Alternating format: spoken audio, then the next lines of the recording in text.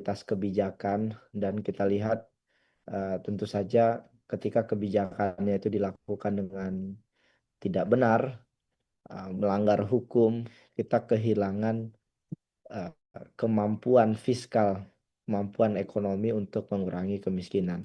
Dan saya kira titik terpentingnya di situ. Kita butuh menteri, pengambil kebijakan yang berani untuk bahkan melawan gagasan Pak Prabowo sendiri yang sebetulnya dalam konteks kebijakan-kebijakan strategis hari ini itu justru tidak bermanfaat atau justru boros anggaran dan dinikmati oleh rente-rente baik itu yang terafiliasi dengan partai politik maupun dengan aparat hukum.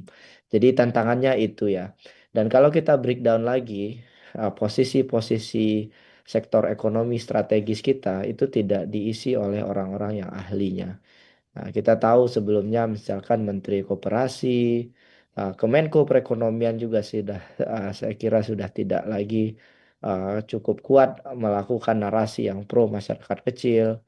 Bahkan belakangan posisi strategi seperti BGN itu diisi oleh purnawirawan TNI gitu ya. Dan kita tahu apabila suatu urusan diserahkan pada bukan ahlinya, eh, sebagai yang mana disampaikan oleh Al-Bukhari, maka tunggulah terjadinya kehancuran dari nilai hilangnya nilai-nilai kebenaran.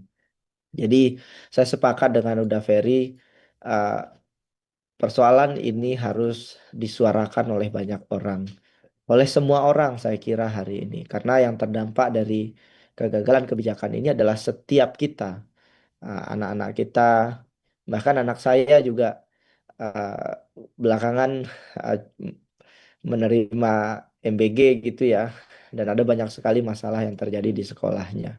Dan ini bayangkan satu hari itu 1,2 triliun uang yang hilang kalau seandainya program ini gagal. Itu yang pertama. Yang kedua adalah saya kira narasi soal melawan ketidakadilan ini harus terus kita upayakan. Saat ini kita mungkin selalu bicara soal subsidi untuk masyarakat dalam bentuk bantuan sosial. Tapi kalau kita lihat lagi, ada banyak sekali subsidi yang diberikan oleh negara kepada perusahaan-perusahaan besar, yaitu subsidi-subsidi pajak, bahkan ada pemotongan pajak corporate income tax yang secara tidak langsung juga nanti akan dinikmati oleh orang-orang kaya di Indonesia, dan yang sebagian besar di antara mereka itu bukan lagi orang-orang yang uh, betul-betul ingin memperjuangkan asas-asas keadilan. Jadi saya kira hari ini kita sebetulnya punya kesempatan di ditemani, bahkan didampingi oleh orang-orang kuat di universitas-universitas, tetapi perlu daya dorong yang yang lebih kuat ya untuk menyuarakan ini. Dan saya kira anak muda hari ini menjalankan peran yang sangat penting. Anak muda lah yang hari ini uh, mendapatkan uh, kerugian termasuk jangka pendek maupun jangka panjang. Khususnya mereka yang hari ini sedang kuliah, yang setelah kuliah nanti perlu mencari pekerjaan, dan ketika uang negara habis untuk program-program ambisius yang banyak yang boros, tidak efisien, maka kita kehilangan kemampuan untuk berinvestasi untuk jangka panjang.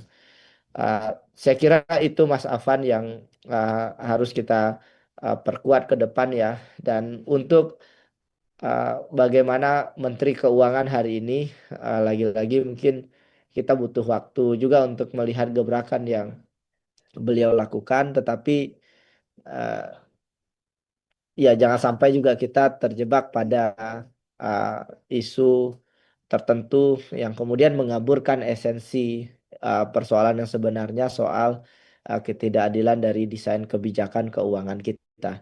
Sampai hari ini saya belum mendengar Menteri Keuangan mengkritik MBG dalam konteks efektivitas anggarannya, padahal itulah yang saat ini menjadi catatan penting untuk meningkatkan kapasitas fiskal kita. Itu mungkin Mas Alfat, uh, mudah-mudahan bisa menjawab pertanyaan. Baik, terima kasih Mas Media. Ini